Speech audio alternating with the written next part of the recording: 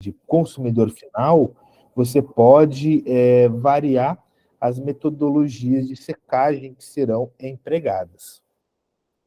Aqui foi um artigo que eu publiquei com o pessoal do Jardim Botânico do Rio de Janeiro, da Unicamp e com da Fiocruz, justamente falando sobre metodologias de extração e preparação do óleo de maneira padronizada em pequena e média escala, né? Então, eu trouxe alguns debates acerca das metodologias de extração, né? Que são viáveis e têm um alto rendimento numa escala pequena, com um investimento baixo. E quem quiser dar uma lida nele, né, para se aprofundar no tema, é só apontar a câmera aqui para o QR Code e já tem um acesso direto ao artigo, tá? Mas quando eu falo de extração de cannabis, eu falo de extrações que envolvem principalmente a extração alcoólica, né? Então eu faço uma maceração, a famosa garrafada, né? Você colocar a planta em contato com álcool, geralmente são extrações que duram de 20 a 30 minutos, né? Também posso usar os fluidos, metodologia de fluido supercrítico. Essa é uma tecnologia interessante, porque ela usa o próprio CO2, né? Para fazer extração dos canabinoides.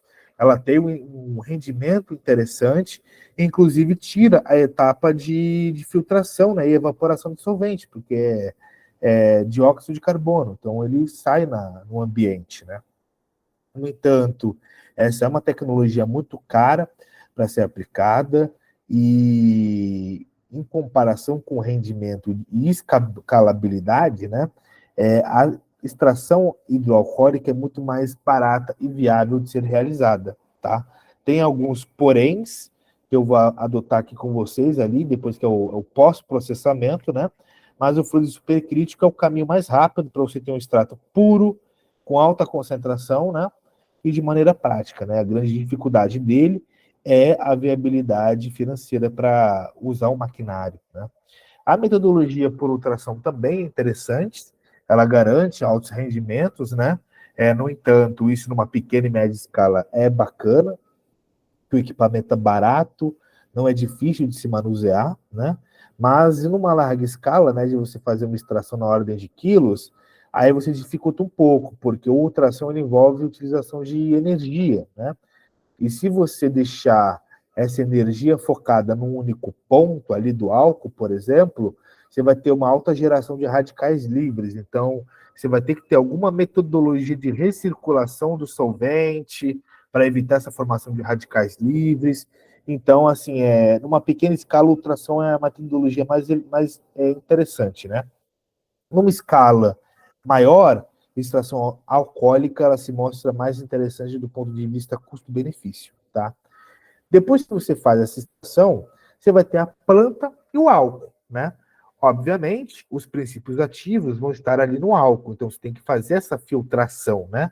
Tirar aquela toda a biomassa e descartar a biomassa e ficar só com o álcool que vai estar com os canabinoides ali solubilizados, né?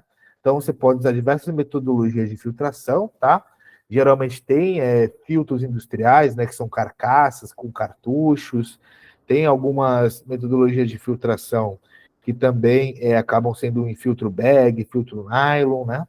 Mas quando se faz uma tecnologia caseira, por exemplo, é um filtro de café de inox, né, com papel celulose, ou em laboratório, o bom e velho funil de Bichner, né? Você bota lá, pressão, filtra, que é uma maravilha, né?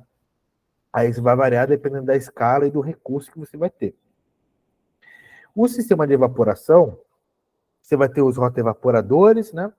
Você vai ter sistemas fechados de condensação, que são sistemas, por exemplo, que são os sistemas de falling film evaporation, que é o sistema de evaporação em filme descendente, sistema que a gente chama de thin film, eu não lembro muito bem o nome em português agora, mas que são sistemas, né, que visam a ordem de evaporações de 100 litros hora de álcool, né?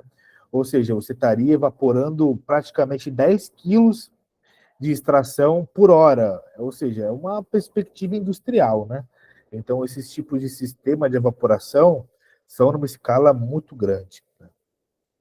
E a descarboxilação, que é uma etapa importante do processo, né, para você ter a alta concentração dessas formas neutras, né? e que muito normalmente se faz a descarboxilação da planta seca, né? Que é feita por meio de temperatura. No entanto, eu acho que é sempre mais interessante e viável numa larga escala, né? Principalmente quando se está numa associação, que você pega gramas ou até quilos de extrato, você descarboxilar o próprio extrato e não a planta, né? Então, isso vai trazer uma economia de dinheiro e uma praticidade para o processo, né? Do que você ficar toda hora com o equipamento ligado fazendo essa função, né? Nós temos a extração criogênica, né? Por que eu trago extração criogênica? Isso aqui é uma máquina de extração de cannabis com álcool, né? Então, você bota o solvente ali, o álcool, ali é uma centrífuga, né? Reactionary vessel, é uma centrífuga que vai centrifugar o álcool mais a planta. Ali você vai ter um processo de filtração e depois o sistema de evaporação. Aquele sistema de evaporação ali no final é um sistema em folha em filme, por exemplo, né? Você tem uma câmara que vai evaporar, outra que vai coletar o álcool, e você vai recuperar o etanol, né, para ser reutilizado depois, né, e você não evaporar isso daí para o meio ambiente, né? A gente chama de extração criogênica porque um dos poréns da extração com álcool é que ele extrai muitas ceras, clorofilas, ácidos graxos da planta, e isso caracteriza uma coloração escura para o extrato, né? E, naturalmente, essas substâncias orgânicas remetem a um sabor amargo, né? E isso diminui a adesão terapêutica do paciente. Agora, quando você faz uma extração com álcool gelado, né? Geralmente a gente fala de álcool a menos 20, menos 30 graus Celsius, essas substâncias orgânicas que são mais pesadas, elas se cristalizam e você consegue ter um processo melhor ali de filtração, né? Então, o padrão, né, para extração com álcool na indústria da cannabis é justamente usar o álcool gelado, tá? Que a gente chama de extração criogênica, justamente para trazer um processo de purificação. Aqui é um exemplo, né, de um fluido supercrítico, e que geralmente você usa um gás, que no seu ponto supercrítico ele vira um fluido e consegue arrastar os canabinoides, né, na planta. Lembra que eu falei que os tricomas são uma parte mais externa da planta, então facilita ali o arraste dessa substância, até de uma maneira mais passiva, né? Tem até metodologia de extração sem solvente, que só de você ficar esfregando ali na planta, os tricomas, você junta uma bolinha, geralmente que é o que chamam de haxixe, né? E isso é uma extração sem solvente. Você tirou esses tricomas, fez um amontoado ali, formou uma massinha, você consegue extrair, né? Então é muito sensível, é muito frágil, então é muito simples, né? Qualquer solvente conseguir fazer esse arrasto, tá? Isso aqui eu quis trazer para vocês, porque o fluido supercrítico ele é muito utilizado, principalmente porque ele já dá esse extrato claro, sem presença dessas substâncias orgânicas, né? Então, vê um extrato mais purificado dessa matéria.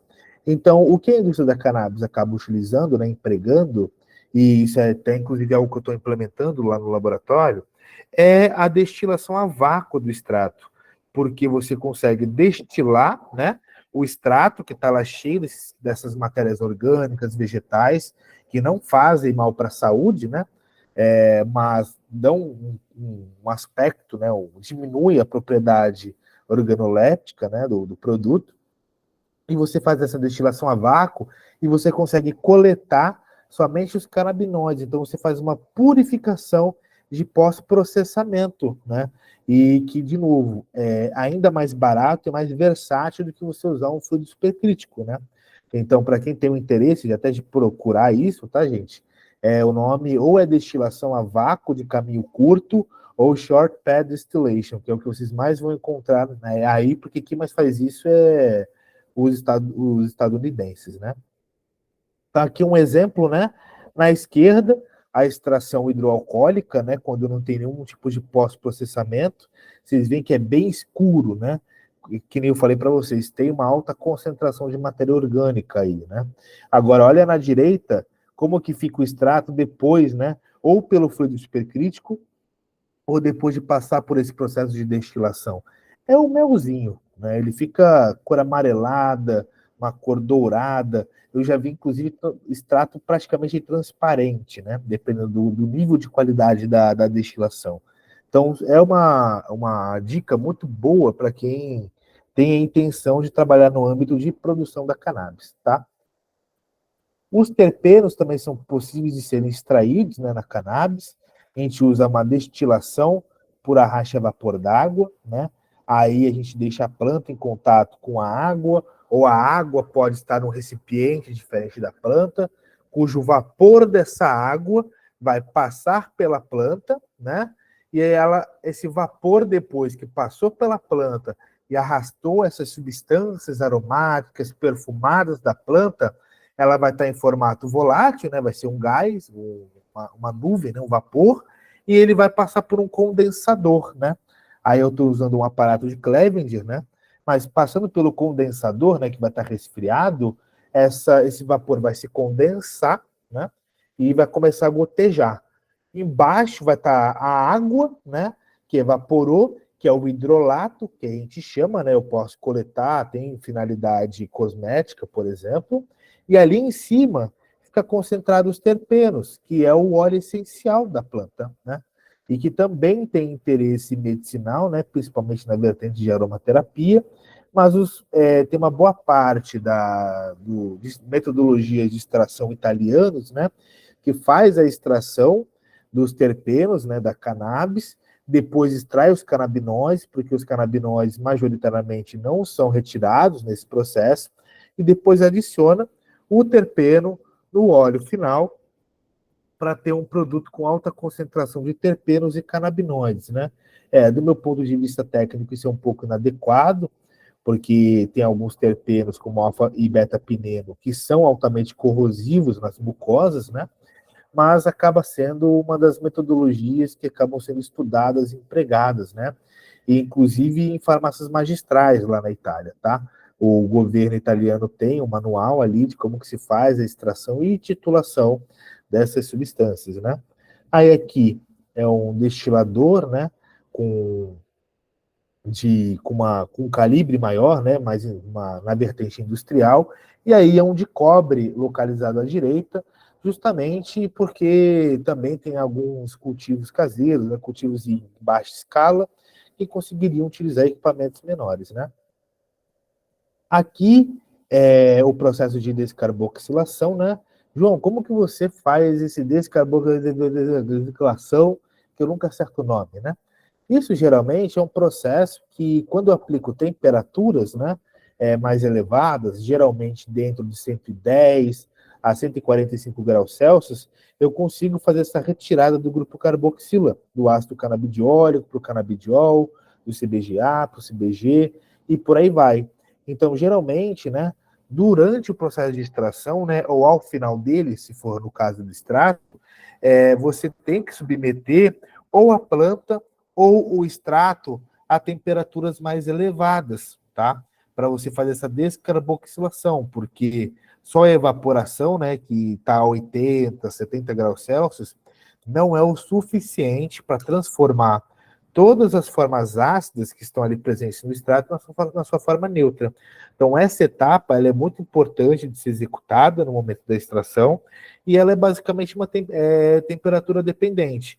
Como que você faz, João? Eu tenho ali uma estufa de circulação de ar quente, eu coloco o extrato, né, dentro de um frasco reagente âmbar, né, resistente, e deixo ali por um tempo determinado, né? Eu uso temperaturas mais baixas, só que por um tempo maior, justamente para evitar substâncias de degradação que hoje a gente não consegue mapear.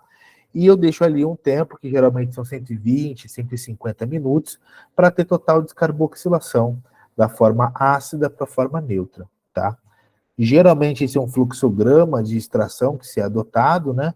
Então, o recebimento da planta, se faz a extração dela, você obtém o extrato, faz a descarboxilação, você vai ter o extrato descarboxilado. Esse extrato descarboxilado, né? Para eu fazer um produto final, eu preciso ter uma análise desse extrato, né? Então, ou seja, eu tenho 20 gramas do meu extrato. Quantos por cento de canabidiol eu tenho aqui por grama do meu extrato, né? Eu não posso fazer uma diluição sem ter o dado em percentual massa-massa do meu extrato. Então, eu encaminho isso para análise, né? Hoje, quem faz as nossas análises lote a lote é a Unicamp, né? O controle de qualidade físico-químico a gente faz dentro do nosso próprio laboratório. E a Unicamp vai falar, João, tá aqui sua análise, ó. Lote 1 de CBD, 70% de CBD a cada grama do seu extrato. Ou seja, opa, vamos colocar 50% para facilitar a conta. A cada 1 grama do meu extrato, eu tenho 500 miligramas de CBD. Se eu quero fazer um produto final com 1.000 miligramas de CBD, é um cálculo de diluição simples, coloco 2 gramas de extrato para cada unidade de produto. E ali eu faço um cálculo, né, de diluição a depender da unidade de produto que eu quero. Aí eu vou fazer essa diluição do extrato num veículo oleoso, né, que aí geralmente pode ser azeite de oliva, pode ser óleo de abacate, óleo de milho, TCM. É um veículo oleoso de matriz vegetal de maneira geral, né? E quando eu faço essa diluição, né, padronizada, eu vou ter o óleo medicinal de cannabis, né? Que é o azeite de oliva diluído com extrato, né? Como o canabinoide ele é lipofílico, ele fica bem homogeneizado ali. João, posso ter certeza que a minha diluição deu certo? Não, não, não, não. A gente tem que pegar uma alíquota desse óleo, mandar novamente para análise, para ter análise comprobatória em miligramas por ml desse produto elaborado, né? E além disso, esse lote tem que passar por uma inspeção de controle de qualidade. Então, metais pesados, micotoxina, solvente residual, para ver se sobrou álcool nesse processo. Metais pesados também são muito importantes de serem avaliados. Porque se eu estou usando maquinários, né, feitos de cobre, de ferro para fazer extração, isso pode ter contaminantes de metal ali. Se eu estou cultivando a planta no local que o solo está contaminado com metal pesado, o extrato pode estar contaminado, né? Então é muito importante eu ter essa análise comprobatória, lote a lote, do que eu desenvolvo no laboratório, né? Quando eu recebo essa análise, né, e ela está de encontro com os padrões estabelecidos, você pode liberar esse lote, né, para os pacientes, né? Aí é uma vertente que eu quero trazer o debate aqui, que é e o cultivo doméstico, né? Eu trouxe toda essa cadeia para vocês, mas hoje nós temos uma série de judicializações que garantem o direito dos pacientes de produzirem o próprio óleo, né? Eu trago aqui até uma reportagem, que é uma paulista que cultiva cannabis em casa, né? A Fernanda, e ela produz o próprio óleo com assistência de professores, instrutores, né, na sua maioria médicos, farmacêuticos, biomédicos, que é a Sociedade Brasileira da Cannabis. Então, essa moça aqui de jaleco branco, né, de máscara aqui atrás, é a doutora Eli, uma médica, né, que puxa, é a presidente da Sociedade Brasileira de Estudos da Cannabis Sativa aqui no Brasil, e ela é uma médica que ela faz esse trabalho em conjunto com os pacientes, né, ajuda a extrair, a cultivar, a ter uma padronização, uma segurança ali na produção do próprio remédio, né? E aqui embaixo vocês podem ver o Rick Simpson, né? Que foi aquela pessoa que eu falei anteriormente, né? Que curou o próprio câncer fazendo as próprias extrações e cultivando a própria cannabis, né? Inclusive tem um grande perigo que tem receitas do óleo do Rick Simpson que usa isopropanol, butanol, querosene como princípio, como solvente, né, de extração, e que na verdade são nocivos à saúde, né? Mas geralmente quando esse é um processo acompanhado por profissionais, né, ele se demonstra bem interessante do ponto de vista de sucesso terapêutico, né? E isso é algo que garante a autonomia do paciente em conduzir a própria terapia, e aí é algo que eu pergunto para vocês, né? Qual que é o papel dos profissionais farmacêuticos, né? E como garantir a eficácia e a segurança do tratamento no caso desses pacientes que estão fazendo uso do próprio óleo. Aí eu quero ouvir um pouquinho vocês agora.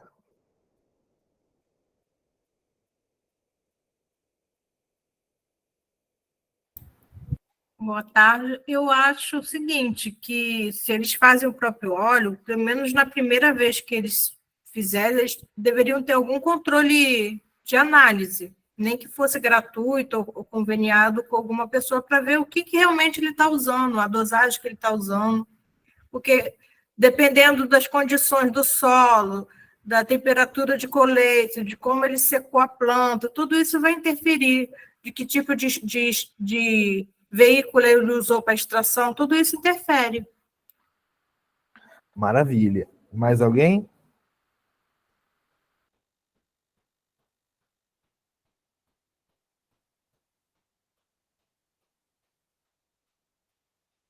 Oi?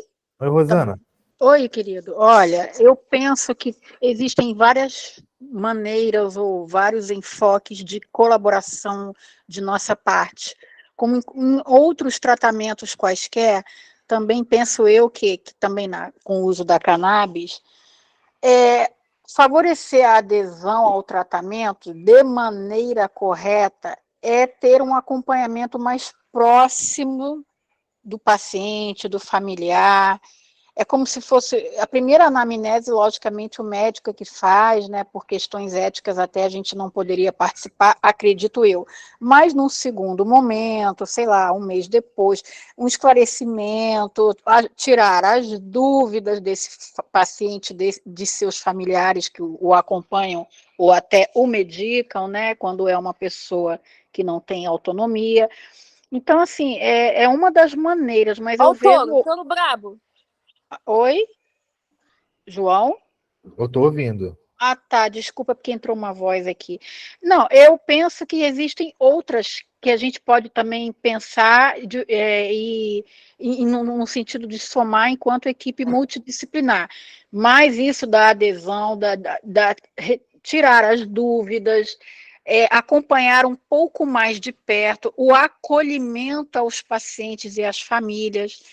Eu acho que isso poderia ser uma forma muito boa, como acontece na prática normal nossa, né, nas drogarias, nos hospitais, né, os pacientes, muitas vezes, eles não se sentem muito à vontade com os próprios médicos, eles vêm perguntar para a gente as coisas. Então, é mais uma vez aquilo da gente ocupar o espaço, da gente se qualificar, né? Mas buscar também sair da concha e da timidez e buscar se integrar às equipes de saúde, né? No caso, em quaisquer instituições, seja nas associações, no SUS, onde já está sendo aplicado, né? Ou até nas empresas privadas, por que não? Com toda certeza.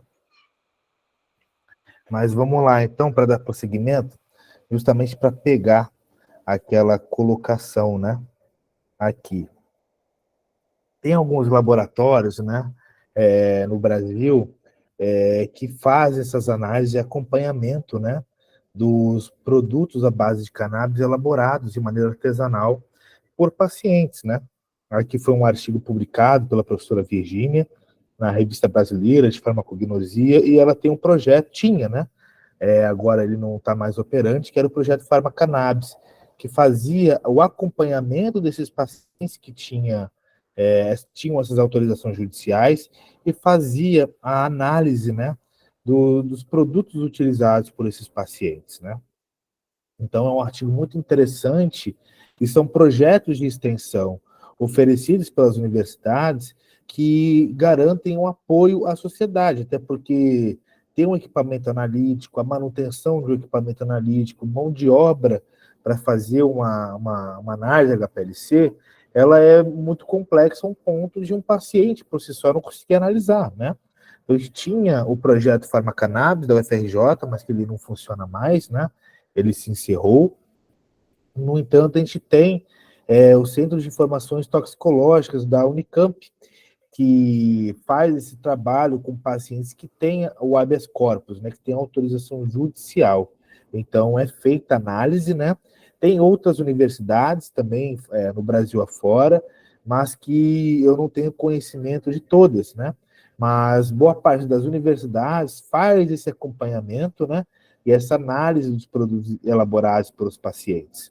Outra questão que a RDC 327 traz é a importância do controle de qualidade e mapeamento químico da lote a lote dos produtos de cannabis. No entanto, o único laboratório hoje, né, que tem a certificação da Anvisa é a DAO, Soluções Analíticas, e que boa parte dos preços dessas análises, né, elas são até viáveis para uma associação, mas elas não são viáveis, por exemplo, para um paciente que cultiva em casa. Então, fazer uma análise química do lote, né, que o paciente produziu é extremamente inviável, né? Considerando isso, né, tem alguns reagentes, né, algumas análises, né, mais qualitativas, né, para testar a presença ou ausência do CBD e do THC, que é o exemplo do Reaja, né, que é um reagente que você pinga umas gotinhas ali, ou no óleo, ou na flor, ou no extrato, e dependendo da coloração que der, você consegue ver a presença, né, de determinados canabinoides ali no extrato. Não é o melhor dos mundos, né, porque é uma análise qualitativa, no entanto, o próprio paciente já consegue ter pelo menos uma ideia se aquilo que ele está cultivando, pelo menos é CBD, né? Então é muito importante levar em consideração, né, a autonomia do paciente e o papel que os profissionais farmacêuticos têm nesse acompanhamento, né? Eu sou professor de cursos de extração, né, voltados para essa produção artesanal, né? E assim, os pacientes eles relatam, né, que tem sucesso terapêutico, no entanto, a incidência de contaminação microbiológica nesses produtos elaborados de maneira artesanal são muito altas, né? Esses sabonetes encontrados em feiras, né, produtos artesanais em feiras, são altamente contaminados, né? Você fazer esse tipo de produto na bancada de casa, muito provavelmente vai ter uma contaminação microbiológica, né? Então é muito importante você saber orientar o paciente a usar um avental, a higienizar os utensílios, higienizar a bancada de trabalho, né? Ter todo um protocolo, um rito que visa garantir a maior qualidade possível dentro da infraestrutura que aquela pessoa tem para fazer o próprio óleo, né? Então, esse artigo que a professora Virginia trouxe, né, é muito importante para relatar isso. Foi possível obter óleos, né, com concentrações de canabinoides altas, mas a barreira sempre é a contaminação microbiológica, né? No entanto, não oferecendo risco à saúde, né? O autocultivo ele é muito interessante, ele é viável e é algo que os farmacêuticos têm que estar presentes, né? Tem o projeto Mães Jardineiras, né, ou Mães Conha, que auxilia mães e pais, justamente garantindo essa assessoria, né, de como que se cultiva, de como que se prepara o próprio óleo, né? Então é muito interessante, muito bonito esse trabalho, né, que justamente dá um encaminhamento para essas pessoas que precisam de conhecimento e discernimento, até porque, o que eu falei, as pessoas mal vão saber como conseguir autorização judicial. Aí você consegue a autorização, fala, cultiva aí. A pessoa fica perdida, né? Então precisa de um apoio técnico, tanto de cultivo quanto depois de extração, tá? Essa aula eu vou emendar na aula de produtos à base de cannabis, só que eu vou dar uma resumidinha nessa aula para a gente separar os últimos 20 minutinhos, tá? Para a gente discutir, tirar as dúvidas, porque boa parte desse conteúdo de produtos à base de cannabis eu já fui abordando ali nas matérias anteriores, tá? Mas quando a gente traz, né, os produtos à base de cannabis, que nem a gente comentou lá no começo, a gente tem os naturais, que é o que eu trago da própria planta, o que eu extraio da própria planta, e tem os sintéticos, que eu obtenho laboratorialmente, como é o caso do dronabinol, né, que é o THC sintético, então ele não é isolado da planta, eu sintetizei ele em laboratório, e a nabilona, que é um derivado sintético que não ocorre na natureza, né? Então eu tenho essas duas categorias, os naturais e os sintéticos. E são encontradas várias formas de administração, né? Como é o caso de sprays orais, óleos diluídos e óleos encapsulados. Cremes e pomadas, apesar de ser proibido, tá? Estão disponíveis em alguns locais, tá? Inclusive, importações desses cremes e pomadas também acabam acontecendo. No entanto, essa produção nacional ainda está proibida, tá? É muito importante eu enfatizar com vocês de novo, né? Aquela distinção. O medicamento tem que ter segurança, eficácia e qualidade, enquanto os produtos à base de cannabis, esses estudos de segurança e eficácia não foram realizados, né? Mas a qualidade do produto final é uma categoria imprescindível para o produto, tá? hoje, o que está sendo autorizado nas drogarias, nas farmácias, né, são produtos à base de cannabis, tá? O único medicamento de cannabis é o Sativex, tá? Ou Mevatil, tá? É o único medicamento. O resto é produto à base de cannabis. Nós também temos suplementos alimentares, né? E lembra que eu falei que a cannabis ela tem uma finalidade nutricional? Então, tem muitos óleos, né? Que são preparados como, né? O que vai ter o princípio ativo é o extrato diluído com azeite, com óleo, né? Um óleo vegetal. Agora, tem como você fazer uma prensagem das sementes da cannabis, e aí você vai ter um óleo de semente de cânhamo. Na semente, o que mais vai ter são ômegas, vitaminas, sais minerais, então é puramente propriedade nutricional. Não tem canabidiol, não tem canabinoide ali, né? Só que justamente por uma falta de padronização na comercialização desses produtos, é vendido com a embalagem como hemp oil, né? Então, hemp oil, você fala, hemp, oil, óleo. Então, naturalmente, vai ter CBD ali, né? Mas quando você é uma pessoa mais chata, que lê rótulo em tudo, né? Quem vai em mercado e lê rótulo de tudo vai me entender. Você pega e vê que só tem uma informação nutricional, não tem uma alegação do teor de princípio ativo. Justamente porque foi um hemp oil que foi feito a partir da prensagem da semente do cânhamo, tá? Então, acontece toda hora comigo, gente. A pessoa vem e fala, João, olha esse óleo que me trouxeram lá de fora, como que eu uso? Aí eu vou ver, eu falo, amigo, isso aqui é um suplemento alimentar, né? Então, se você está com falta aí de ômega 9, meus parabéns. Ômega 6 também, você está muito enriquecido agora, né? Então é muito importante ter essa distinção do produto, né, que está se obtendo, tá? E óleo de cannabis é diferente do óleo essencial de cannabis, tá? Não é óleo essencial de cannabis. Eu já tive aula até com farmacologista renomado que fala óleo essencial de cannabis como se fosse o óleo de canabidiol. Mas não. Óleo essencial de cannabis são aqueles terpenos concentrados, né? O óleo de cannabis é o extrato diluído num veículo oleoso, azeite, óleo de milho, por aí vai, né? O óleo essencial não é a mesma coisa que o óleo de cannabis, tá? São coisas diferentes. O hemp oil, ele pode ou não ser CBD oil, tá? Como quando o pessoal importa. O que você tem que fazer é ler a informação e ver se ali tem a alegação da presença do canabidiol, né? Porque hemp, conceitualmente, são as plantas que produzem um teor menor do que 0,3% de THC, né? Então, tudo que produz menos do que 0,3% de THC é chamado de cânhamo. Se a planta produz mais do que 1% de THC, é chamado de weed, né? Marihuana ou maconha. Então, cânhamo são plantas com alto teor de CBD e menos do que 0,3% de THC. Então, quando você tem um óleo de cânhamo, é um óleo cheio de CBD. Ou se você tem um óleo de cânhamo, pode ser um óleo da semente de cânhamo, tá? João, como que eu faço para saber a diferença? Lê o rótulo com calma e se orienta acerca do produto ou do fornecedor, tá?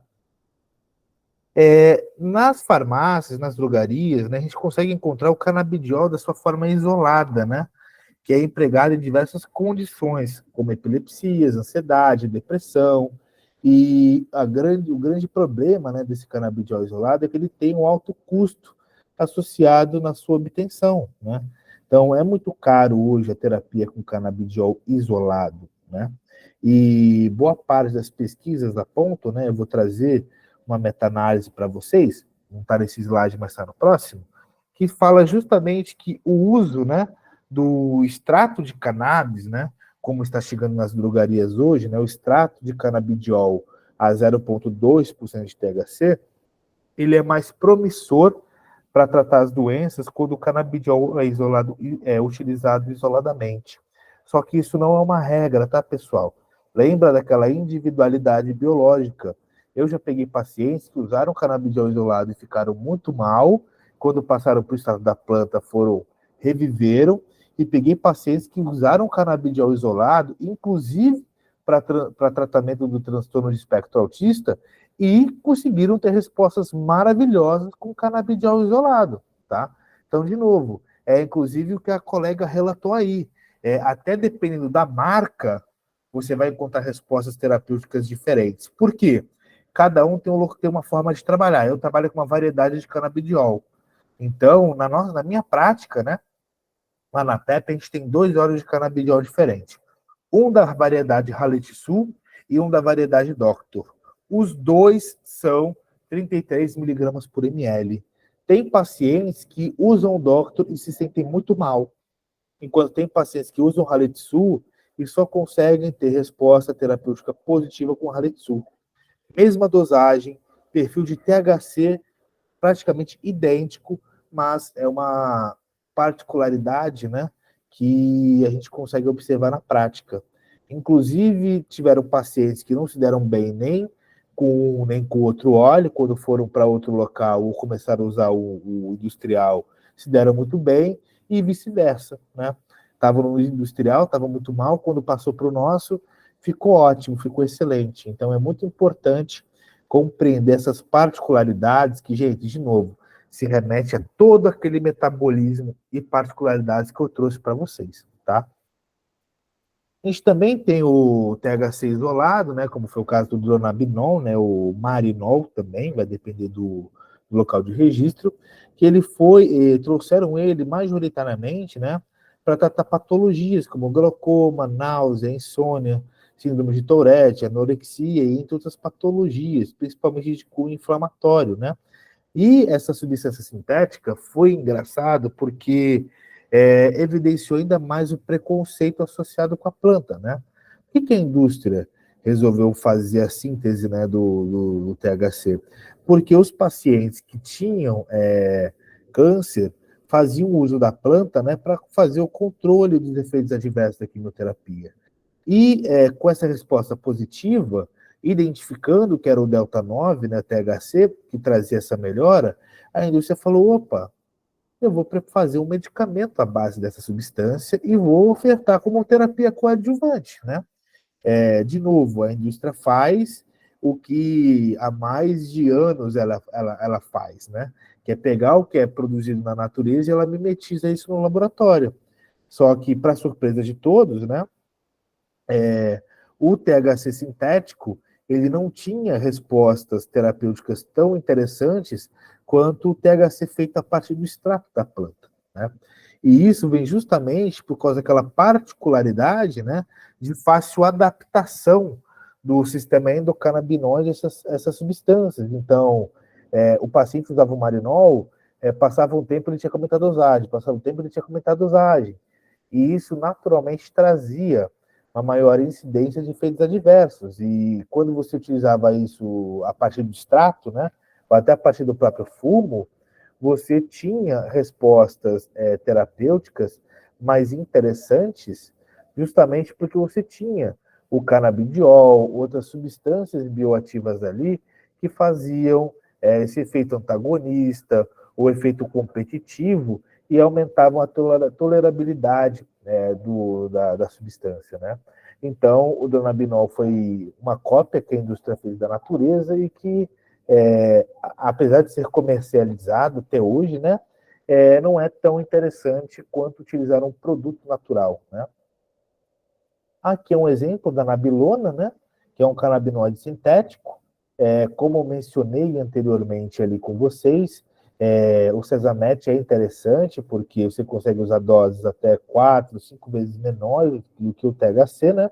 Então, é uma estratégia interessante de se fazer, né, essas alterações químicas na estrutura dos canabinoides, né? Aqui é um outro exemplo. Deixa eu dar uma olhadinha aqui, turma. Não, tá indo bem. Estou me escurecido aqui. Aqui é um outro exemplo, turma, que é do Acomplia, né, o Rimonabant, que era um fármaco que ele foi sintetizado em laboratório como antagonista dos receptores CB1 e que tinha a grande promessa, né, de redução de peso e tratamento da obesidade, né, que era comercializado pela Sanofi. Esse medicamento, né, ele tinha tudo para dar certo. Inclusive saiu na Isto É, a super pílula, né, a pílula do emagrecimento. Também saiu ali a crise de identidade do Homem-Aranha, né? Mas o laboratório, futuramente, ele suspendeu a comercialização do rimonabant, justamente porque fazer uma atividade antagonista desses receptores, ele aumentava as ideações suicidas, né, e causava sérias complicações psiquiátricas. Então, boa parte dos pacientes largava por ter depressão severa, ideação suicida, e aí foi um medicamento que ele foi suspenso para a comercialização, né? Então, foi um medicamento sintético que prometia interagir com o sistema endocannabinoide de maneira inovadora, mas foi um tiro que saiu pela culatra, justamente porque você fazer uma inibição de um receptor que está relacionada com toda a gama, né, de sistemas adrenérgicos, serotoninérgicos, dopaminérgicos, consequentemente daria algum probleminha aí, né? Mas, enfim, foram testes, tentativas e erros, né? Aqui é um outro exemplo de um paciente que morreu na França, né? Durante o estudo de fase de segurança da substância, né? Que é aquela fase de estudo que se faz com pacientes saudáveis, né? Isso daqui foi um fármaco, né? Aí colocou a base de cannabis, mas era uma substância sintética que prometia fazer a inibição da FA, né? Hidrolase amida de ácido graxo. Então, inibindo a FA, aumenta a anandamida, né? E, na verdade, era copiar o mecanismo de ação do canabidiol de maneira seletiva e sintética. É um mecanismo muito robusto, muito bonito, né? De tentar ser elaborado. No entanto, o paciente, nessa fase de estudos de segurança, veio a falecer, né? E, muito provavelmente, esse falecimento ele não veio decorrente da atividade no sistema endocannabinoide, mas sim derivado da estrutura molecular da substância sintética desenvolvida, né? Então, é muito importante a gente entender que, até hoje, a gente tem um preconceito muito grande com a cannabis e se evita usar as substâncias que fazem isso acontecer no nosso organismo de maneira natural e com toda a devida segurança, né? Então, a indústria, toda hora, tenta inventar fármacos sintéticos para mimetizar o que os canabinoides já fazem com toda a segurança, né? Então, eu sempre trago esse ponto de vista, né? Porque, de novo, né? O problema é os canabinoides, o problema é a parte técnica. Por que eu posso fazer uma síntese disso em laboratório, mas não posso usar a forma natural, né? É sempre uma discussão crítica que eu gosto de trazer, né? Uma prática muito convencional, né, daquela medicina individualizada que a gente trouxe, é a titulação de doses que se utiliza com os pacientes, né? Então, lembra que eu falei que é muito comum ter uma resistência, uma geração de resistência, né, dos canabinoides, né, no sistema do canabinoide? Então, uma prática muito comum é a titulação de doses. Então, na primeira semana, você faz uma dosagem, na segunda você passa para outra, na terceira você passa para outra, na quarta você passa para outra, e você vai trabalhando ali e ajustando a dosagem. Então, é uma medicina que dá trabalho. Você tem que acompanhar esse paciente minimamente semanalmente no começo do tratamento, ou minimamente mensalmente, né? Você tem que ter essa análise crítica das respostas que o paciente vai dar, né? Então, por isso que eu falo, estudar medicina canabinoide envolve muito você avaliar a farmacodinâmica, a farmacocinética e conseguir fazer uma análise crítica da resposta que aquele paciente está tendo no momento do acompanhamento terapêutico, né? Deixa eu dar uma olhadinha aqui.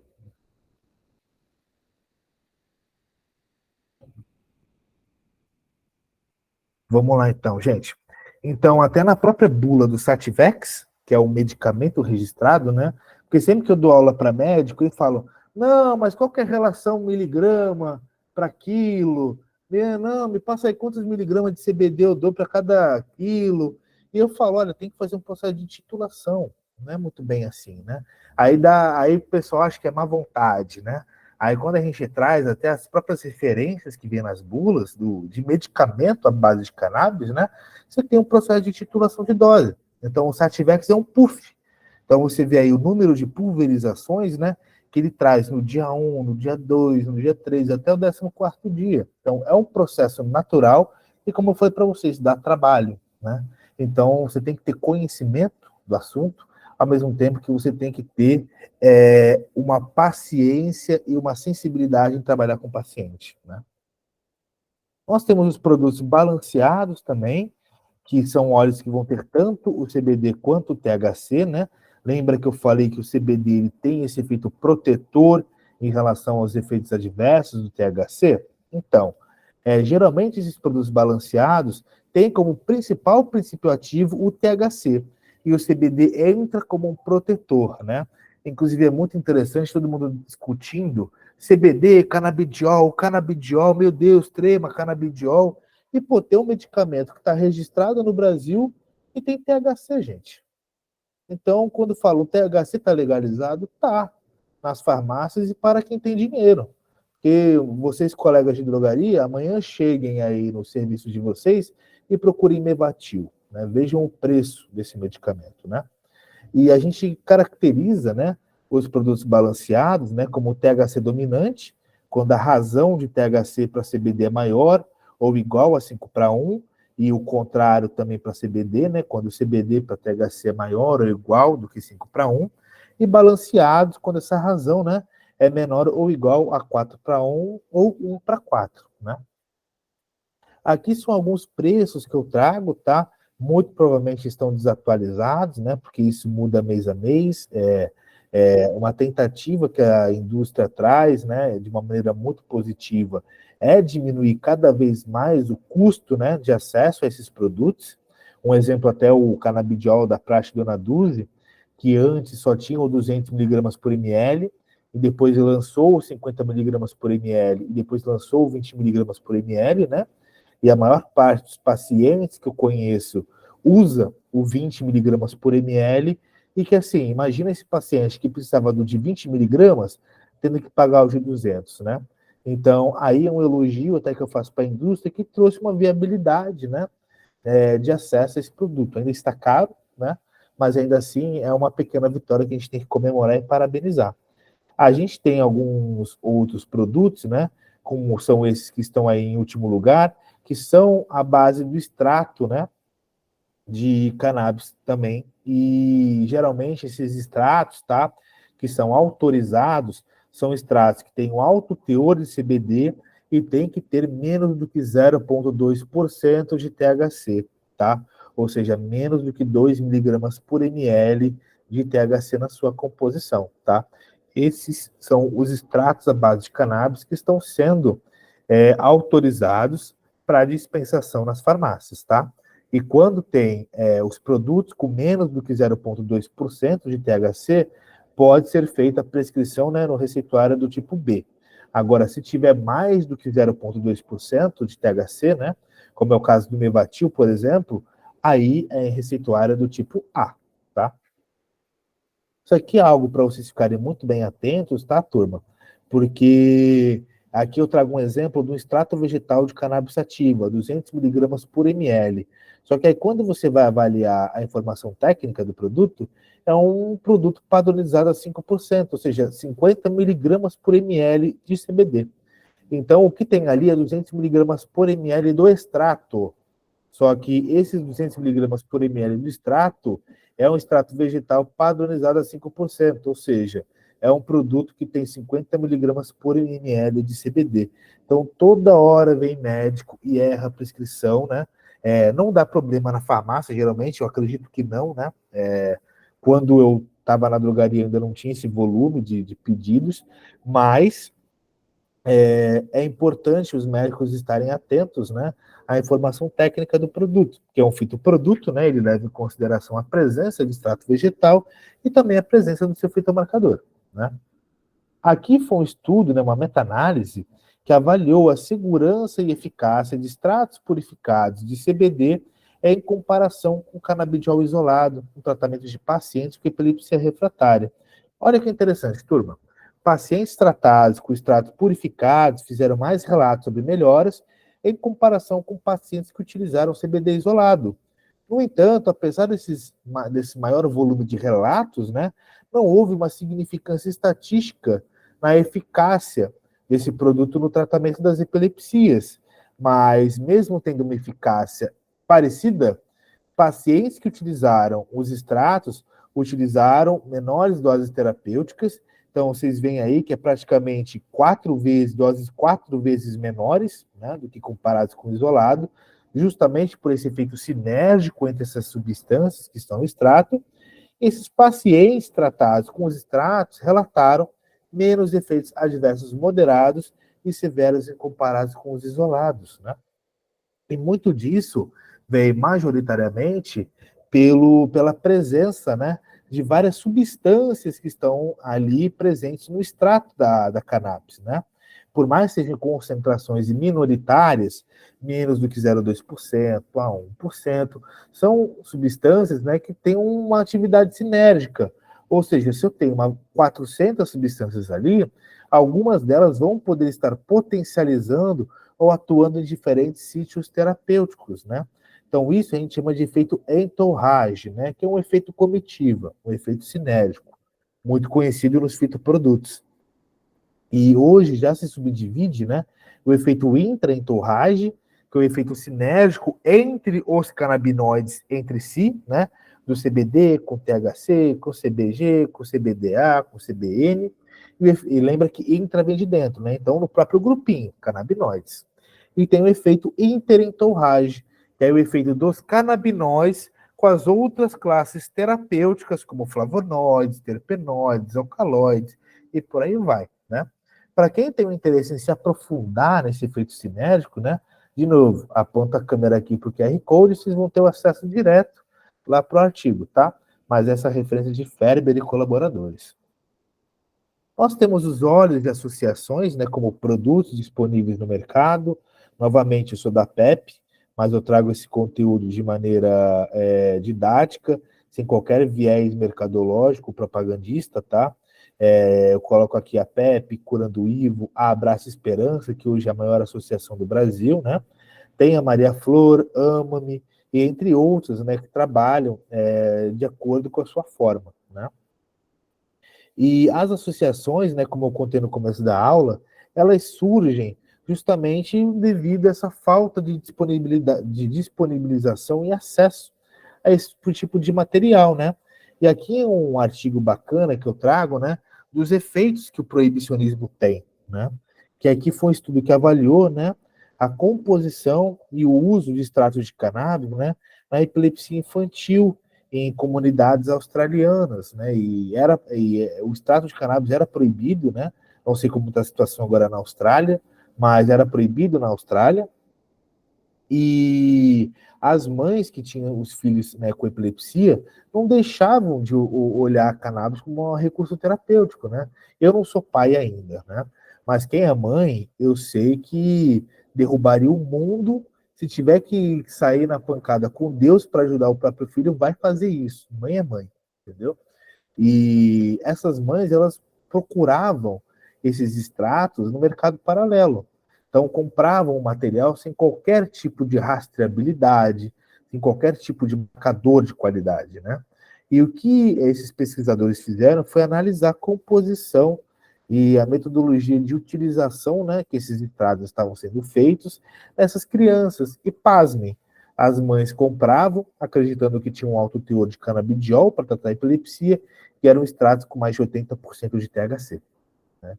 Então, o proibicionismo, né, a falta de profissionais que se colocam a essa disposição de discutir, de trazer uma qualidade, mesmo que atualmente seja algo ilegal, né, é algo que traz um malefício para a população, né? E aquilo que eu sempre digo, o papel dos órgãos, né, é trazer um enquadramento jurídico.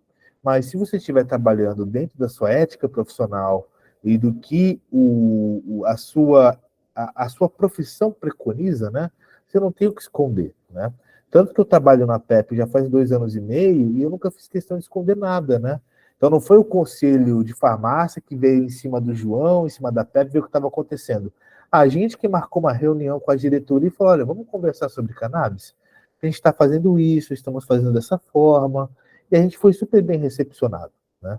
Então é muito importante a gente entender que a gente, como farmacêutico, tem um papel ativo de dar o suporte para essas pessoas, né? É o nosso papel como farmacêuticos. Então, segue toda aquela logística, né, que eu trouxe para vocês.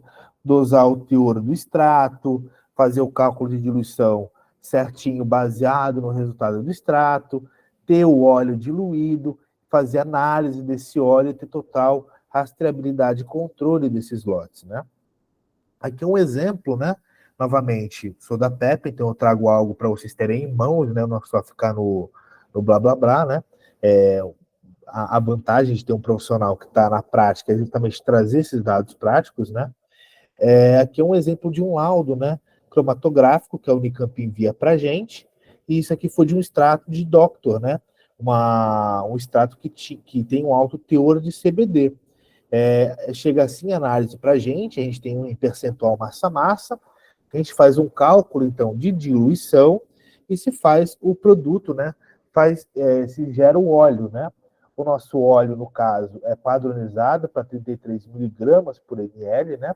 33,33. E a gente trabalha dentro da faixa, né, de variação que é aceita para produtos fitoterápicos, né, que é o que está na instrução normativa número 4, de 18 de junho de 2013, se me recordo bem, ou 2014, né, que adota mais ou menos 15% o interlote, né. Então, que a gente padroniza isso para ter uma variação ainda menor, para ter uma segurança na farmacoterapia, né. Então, se tem um lote que é reprovado por estar fora dessa variação, ele sofre ajuste e depois é encaminhado novamente para as análises pertinentes, né? E, novamente, turma, tudo isso é importante porque planta é um ser vivo. Então, olha todos os fatores, né, externos que influenciam na produção e no desenvolvimento de uma planta, né? Então, você como ser humano, desculpa, mas você não vai conseguir controlar tudo isso, né? Trabalhar com planta é algo complexo. Mas a gente consegue trazer uma padronização mínima e pelo menos fazer uma análise, né, dos principais marcadores que vão garantir a eficácia daquele produto final, né? O que garante a característica daquele produto final, né? Aí aqui um exemplo, né, de resultados de controle de qualidade associados a um lote, né? Então, contaminantes microbiológicos, né, seguindo a norma da farmacopeia, da sexta edição da farmacopeia brasileira, análise de metais pesados, análise de solventes residuais, né? E também de micotoxinas, que são muito importantes. Aqui é uma ferramenta, né, que são os extratos moles.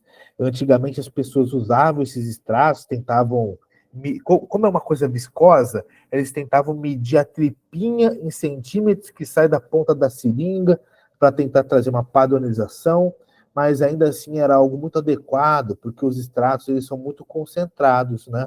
1 grama do extrato muitas vezes vai ter a dose máxima diária recomendada do canabinoide.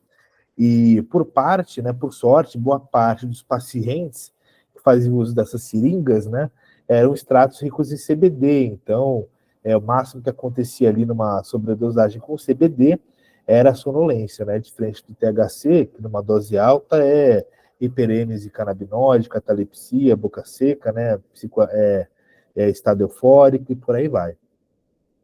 Aqui um exemplo, né, do suplemento nutricional, olha aí, óleo de cannabis, alta qualidade, óleos de sementes. Quem olha isso aqui só vai olhar grandão, óleo de cannabis, né? O suplemento alimentar que está ali em branquinho, nem dá para ler direito, né? O óleo de semente também pequenininho, né? Então é muito importante se atentar a esses detalhes, tá? A vaporização foi o que a gente adotou ali na aula de farmacocinética, né?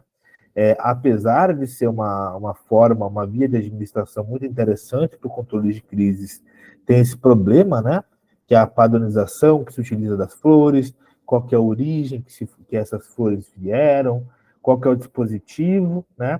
Até porque o uso crônico de qualquer fumo, né? Ele não é recomendado. Então, você ficar fumando cannabis para tratar, por exemplo, uma epilepsia, uma doença crônica, você pode até controlar a sua doença, mas você fazer essa via de administração por 20, 30 anos, muito provavelmente no futuro vai comprometer, né, sua capacidade cardiorrespiratória e o seu pulmão, né? Então, é uma via interessante para sair de crises, mas via de regra, a via oral, a transdérmica é muito mais interessante justamente para ter aquele efeito mais duradouro, né? Ao mesmo tempo que vai trazer também ali uma segurança do ponto de vista cardiopulmonar, tá? No vaporizador, né, você vai falar assim, João, você vai colocar planta descarboxilada? Não, o vaporizador ele vaporiza, né? Então já tem uma temperatura associada. Então, naturalmente, você já tem a descarboxilação ali no processo de combustão dessa planta, né? Então, aqui é uma exemplificação do THCA virando THC. Aqui é uma coisa, gente, que toda hora o pessoal vem para cima de mim, vendedora, e sempre me perguntam, né? João, encontrei um creme, um shampoo com maconha ali na loja. Eu falo assim, eu duvido. Aí quando eu vou ver, né, tem CBA, que é Cannabinoid Active System, ou também Cannabinoid Active Like, ou seja, se comporta como um canabinoide, né? Lembra lá no comecinho da aula que eu falei que tem substâncias que também conseguem estimular o sistema endocannabinoide? Então, geralmente, quando a gente chama o produto de CBA, é porque ele tem essa substância que estimula o sistema endocannabinoide. Porque o cannabis é uma das substâncias que interagem, né? Você tem várias outras que também podem interagir com o sistema endocannabinoide, e então o nome é Cannabinoid Active System, né? Então, o extrato de camomila interage com o sistema endocannabinoide, manteigas amazônicas, como é o caso de manteiga de cupuaçu, manteiga de murumuru, também consegue interagir com creme, com o sistema endocannabinoide, e até dependendo da marca, né, se ela é muito ligeira, ela coloca umas folhinhas de maconha como se realmente tivesse, né? Mas é muito importante, né? Farmacêutico tem que saber ler rótulo dos produtos. Então, quando vocês forem em loja de cosmético, puxa o rótulo, lê um por um, vê se você vai encontrar extrato de cannabis ou canabidiol. Você só vai ver extrato de camomila, extrato de passiflora e manteigas amazônicas, eu te garanto.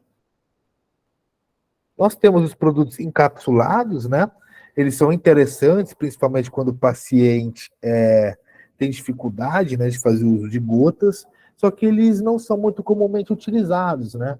Como eu falei para vocês, uma prática muito convencional é a titulação de doses. Quando você traz um óleo de cannabis, é muito mais fácil você fazer essa titulação ali de uma maneira mais sensível e articulada. Então, de uma gotinha passa para duas, e duas passa para três, né? Enquanto uma cápsula, um comprimido de canabidiol, você passa de 300 miligramas para 600. Então, é um pulo muito agressivo nessa titulação, né? Então, são um recurso terapêutico interessante, né? Mas acaba não sendo tão aplicado na prática clínica, principalmente porque é difícil de você fazer o ajuste da titulação. Ah, João, mas eu tenho uma cápsula de 50 miligramas, né?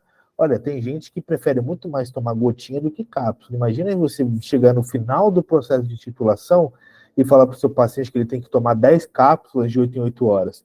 Desculpa, amigo, ele pula fora. Dependendo do paciente, ele pula fora, né? Então, a via líquida, né? Forma líquida, acaba sendo muito mais interessante. E aqui, por último, nós temos os comestíveis, que são formas farmacêuticas interessantes, né? Elas são interessantes do ponto de vista de administração do fármaco, justamente por ser um doce, né? Ele acaba aumentando a adesão terapêutica, né?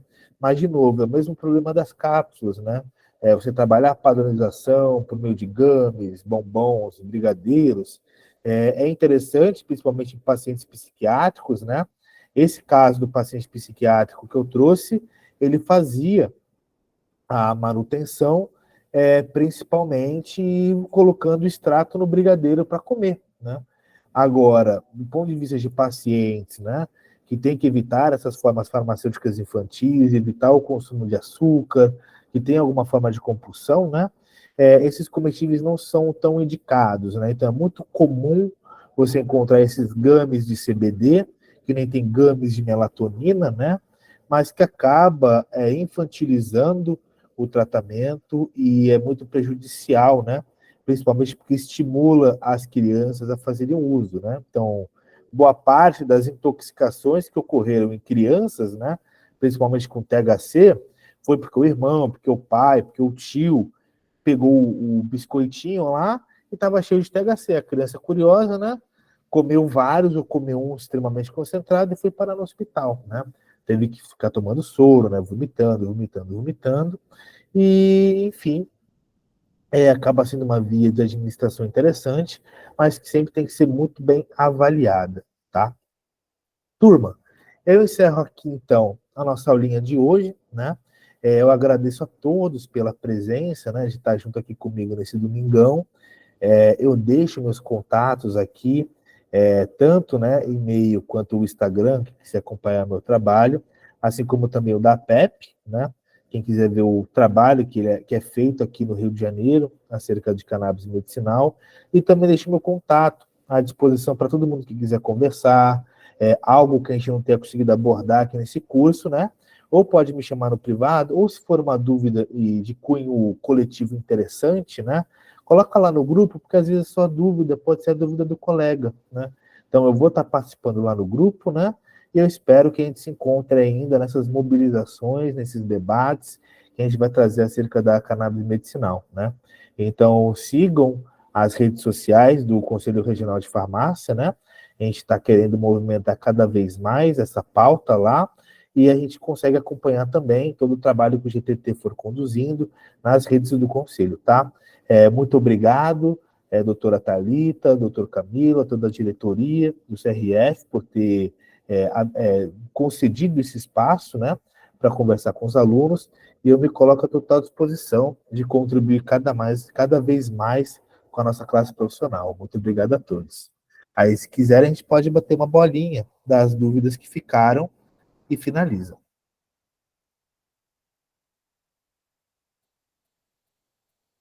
Só deixa eu ligar a luz aqui, turma. Um momento.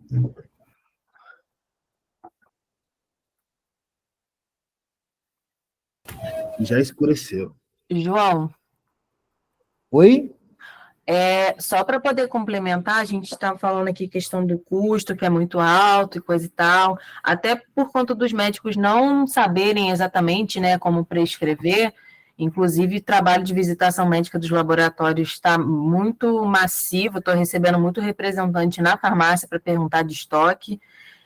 Alguns laboratórios estão concedendo descontos, assim, tipo 70% em alguns produtos à base de cannabis, e alguns até oferecendo a primeira caixa de forma gratuita para o paciente iniciar o tratamento. Que isso acaba melhorando essa questão do acesso, que a gente sabe que ainda é um pouco limitado.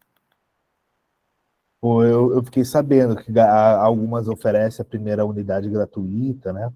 Mas realmente, eu acho uma complementação.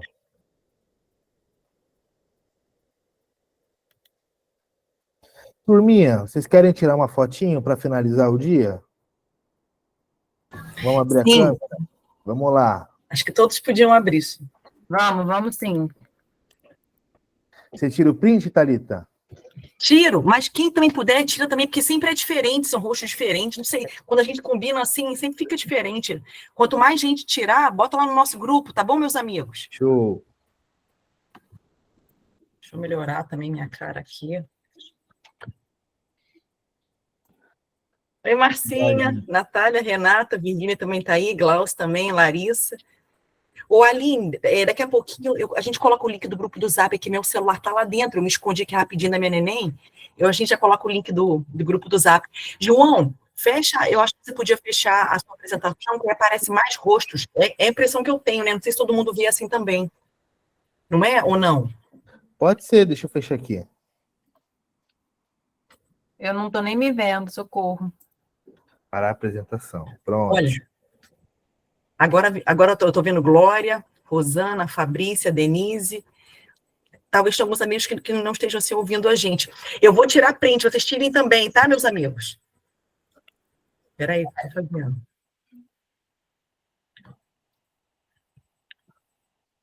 Agora.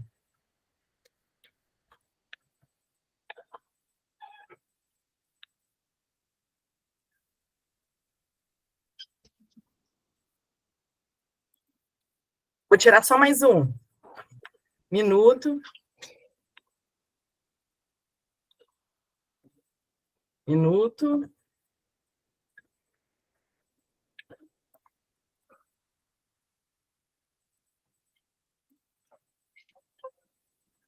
Beleza, brigadão, tá, meus amigos? Obrigada, tá, professor? Obrigado, turma. Obrigado, Thalita.